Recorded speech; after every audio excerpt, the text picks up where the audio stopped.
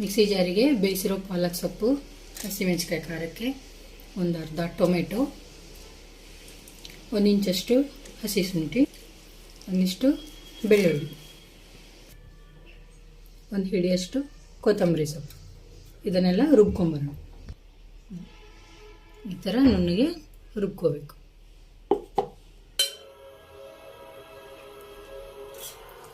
ಒಂದು 3 table spoon ಎಣ್ಣೆ ಹಾಕೊಳ್ಳೋಣ.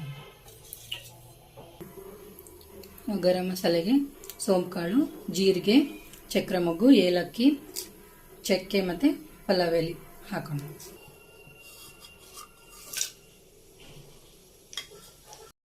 ಹೆಚ್ಚಿರೋ ಈರುಳ್ಳಿ ಹಾಕೋಣ.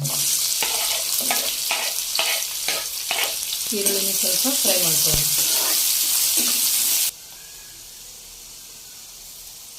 ಸ್ವಲ್ಪ ಅರಿಶಿನ ಪುಡಿ,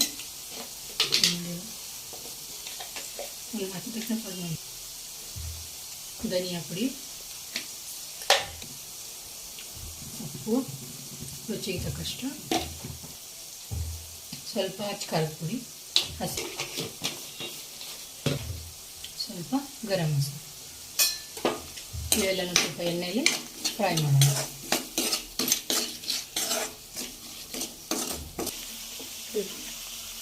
ಸ್ವಲ್ಪ ಫ್ರೈ ಆದಮೇಲೆ ರುಬ್ಬಿರೋಂಥ ಪಾಲಕ್ ಸೊಪ್ಪಿಂದು ಪೇಸ್ಟ್ ಹಾಕೋಣ.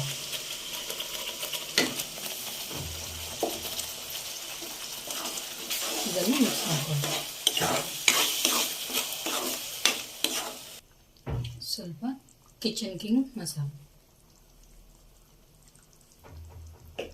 ಇದನ್ನು ಮಿಕ್ಸ್ ಮಾಡಿ ಎಣ್ಣೆ ಬಿಡೋವರೆಗೂ ಬೇಯಿಸ್ಕೊಳ್ಳೋಣ. ಬಂದಿದೆ, ಎಣ್ಣೆ ಬಿಟ್ಕೊಂಡ್ಬಂದಿದೆ. ಆಮೇಲೆ ಒಂದು ಸತಿ ಮಿಕ್ಸ್ ಮಾಡಿ ಪನ್ನೀರ್ ಆ್ಯಡ್ ಮಾಡ್ಕೊಳ್ಳೋಣ.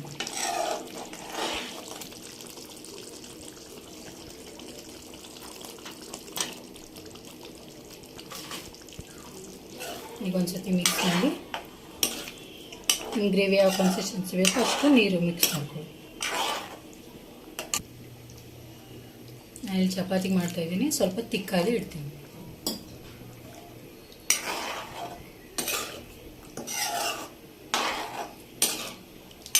ಈಗ ಮುಚ್ಚಿ 1-2 ನಿಮಿಷ ಬೇಯಿಸಿದ್ರೆ ಪಾಲಕ್ ಪನ್ನೀರ್ ರೆಡಿ.